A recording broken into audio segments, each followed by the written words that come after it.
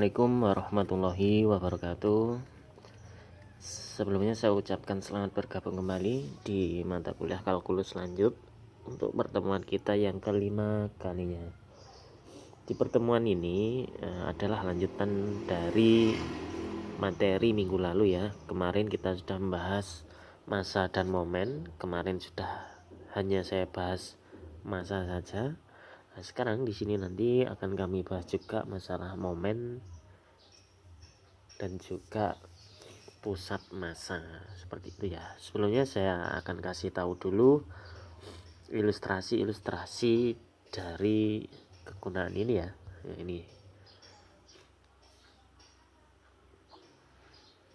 Nah, perhatikan coba ini botolnya. Ini bisa seimbang seperti ini. Nah, sebuah kejadian ini bisa saja terjadi apabila kita tahu letak dari pusat massanya. Sedemikian hingga benda-benda ini ketika ditopang pas tepat di pusat massanya, maka dia akan dalam keadaan yang seimbang. Seperti itu ya. Kita contoh lagi. Nah, ini andaikan kita tahu pusat massa dari semua benda-benda ini, maka kita bisa menyusun benda-benda tersebut menjadi seperti gambar ini ya.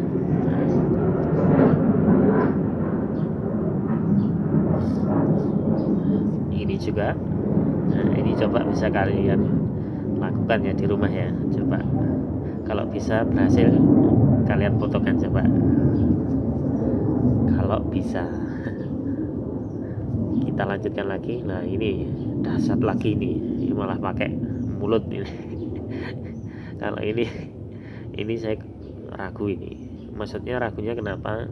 Ini saya nggak ragu kalau ini ada, kita tahu pusat massanya di mana, ini bisa dibuat seperti ini. Tapi saya ragunya apa ya kuat giginya itu menopang seberat ini gitu lah, kayak limbat aja. Kita lanjutkan. Nah, ini ada sepeda motor yang dia dalam keadaan seimbang juga. Nah, sekarang kita masuk ke materinya. Nah, pada ilustrasi tadi bisa kita dapatkan ya, bisa kita usahakan ketika kita bisa menentukan pusat massa dari setiap benda-benda tadi ya.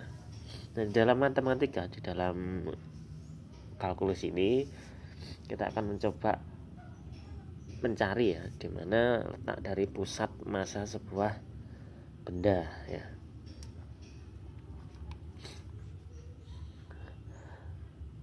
Nah, ini definisi dari titik pusat massa itu yaitu adalah suatu titik yang menyebabkan benda dalam keadaan seimbang. Nah, titik pusat massa ini dituliskan dalam koordinat ini ya, X bar dan Y bar ya. Nah, seperti itu. Dimana rumusnya X bar itu adalah momen terhadap sumbu Y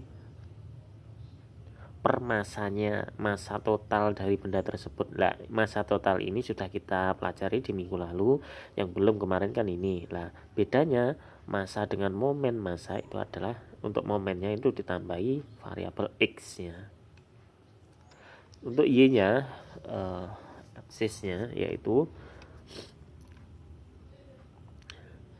momen terhadap sumbu X dibagi massa totalnya. Nah, momen terhadap sumbu X itu tinggal ketambahan massanya itu ketambahan ini variabel Y, seperti itu. Intinya seperti itu.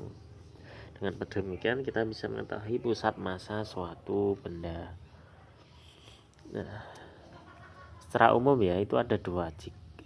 Secara rinci jika suatu benda tak homogen atau lamina atau kepingan ya, yang dibatasi oleh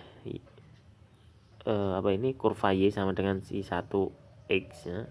Y2 itu Si2 dalam variabel X, itu dia dalam interval tertutup A, B dan tingkat kerapatannya itu adalah delta X, Y, maka koordinat titik pusat massanya dapat ditentukan oleh 1. Andaikan ini Si1 ini lebih besar daripada Si2, maka Si1 ini itu sebagai batas atasnya. Intinya yang lebih besar itu jadi batas atasnya.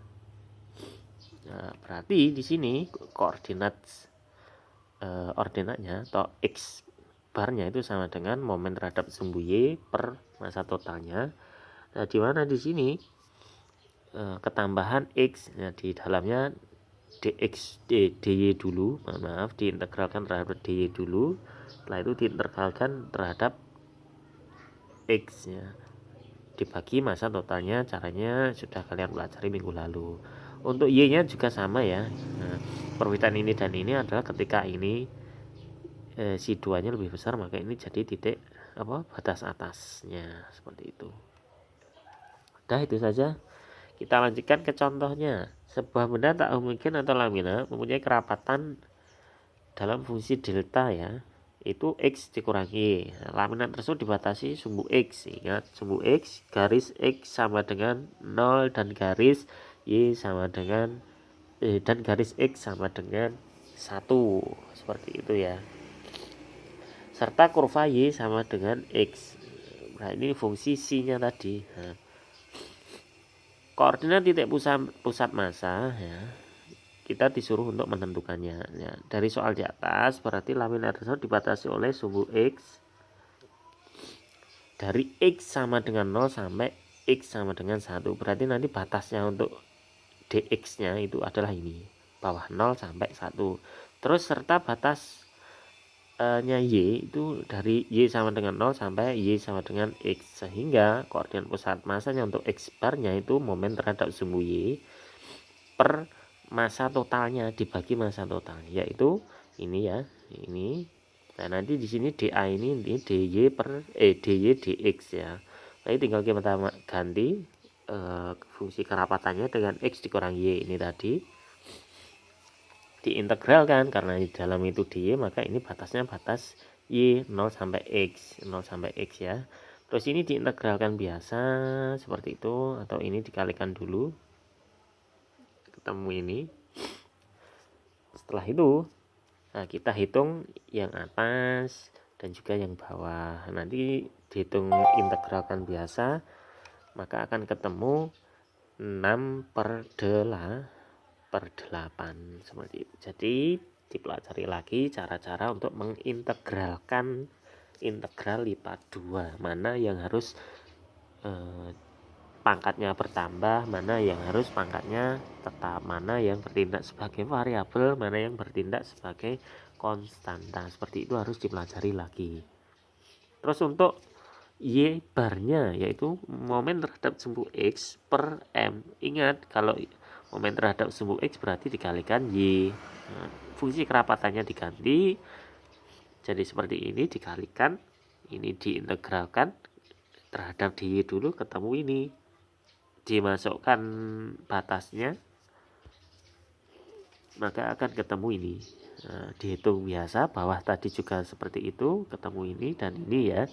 Terus ini diintegralkan terhadap dx, ini juga diintegralkan terhadap dx, ketemu ini dengan batasnya ini yang bawah penyebut yaitu ini dengan batas ini ya. Dihitung biasa, dimasukkan batasnya, ketemu ini per ini sama dengan 6/24. Terus ketemu pusat massanya, titik pusat massanya adalah tinggal disusun 6/8, 6/24 ya. Ini kan 6/24, terus X nya tadi kan 6/8, seperti itu. Demikian cara menghitung pusat massa ya. Terus untuk latihannya, coba kalian dengan contoh soal yang sama ya, tapi fungsi kerapatannya ini saya ganti X ditambah Y ya, silahkan dicoba ya. Semuanya sama soalnya, fungsi kerapatannya diganti X ditambah Y, silahkan dicoba. Demikian apa yang dapat saya sampaikan, mudah-mudahan bisa dipahami. Jika belum paham bisa ditanyakan langsung ke saya setelah sesi ini. Assalamualaikum warahmatullahi wabarakatuh.